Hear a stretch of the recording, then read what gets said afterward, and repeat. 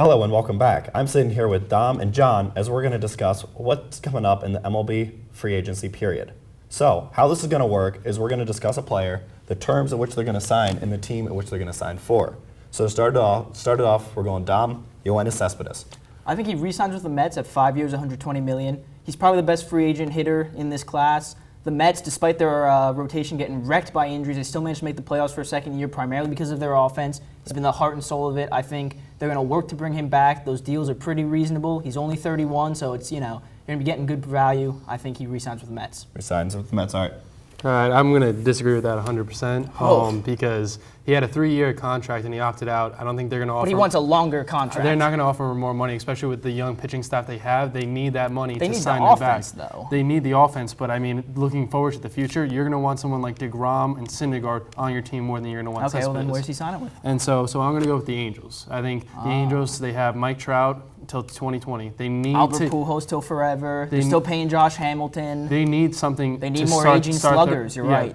He's 31. Okay, he has some good years in him. They need to get the good years out of him, and they need to get in the postseason while they have Mike Trout because once Mike Trout is gone. The 4 years he has is not going to. They won 60-some games. Those 4 wins are not going to make you a postseason contender. Yeah. And if you're Cespedes, last time he was a free agent, he signed for a little less with the Mets. Why does he want to go to the Angels, who've been pretty much in last place all the time, when you could be on a World Series contender? It'll definitely be interesting to see where Yoenis Cespedes ends up. Now, next player is the big firearm coming out of Chicago, Aroldis Chapman. Yeah. Okay, so what I got is I got a 5-year, $55 million deal with the Yankees. I think there was a report that said that he wanted to come back to New York. He likes the city. He likes it a lot. And I think the Yankees, I think $55 million is a good number. It's $5 million over what the record is of Jonathan Papelbon's. Well, actually, Papelbon signed a 5-year deal worth $60 million. The last year was a vesting option, but the total contract was 5 years, $60 million. So I think Chapman's obviously going to get more than that. He's a better pitcher than Papelbon.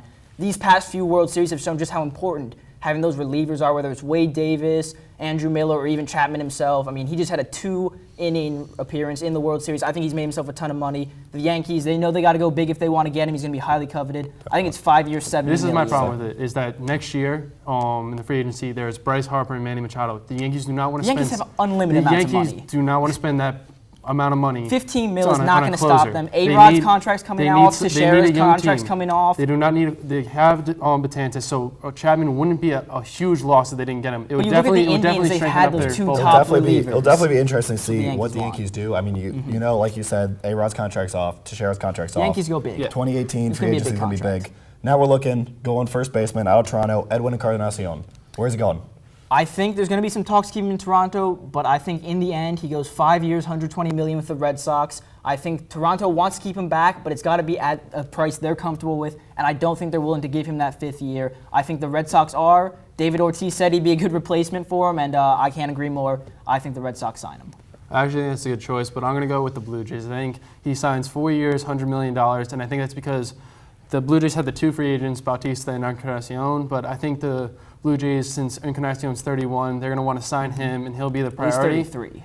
Or, 33, sorry. And Bautista's 36. And so I think with Encarnacion being the primary candidate, I think the Blue Jays will do enough to get him to stay there. I think the Blue Jays definitely want him, but I just don't think they're going to be comfortable offering him a 5-year deal because of that age. I think the Red Sox will step up. I believe, likes the Blue Jays enough and likes their organization enough to stay with them as opposed to leaving for the Red Sox. I think for this one, though, it just comes down to the money. I think the Red Sox offer more. They're just a stronger team financially than the Blue Jays. I think they have more money to spend. They're willing to, even if those last few years he declines a little, I think they have the financial strength to eat that where the Blue Jays don't. So I think they're going to be more comfortable offering a 5th year. I don't think the Blue Jays match. I think they thank him for their time here. They take the compensation pick, but they ultimately let him go. It'll definitely be interesting to see that. That's all the time we have here from the Diamond, but don't go anywhere because Jason will be joined at the desk with our 2 hockey experts to discuss some NHL.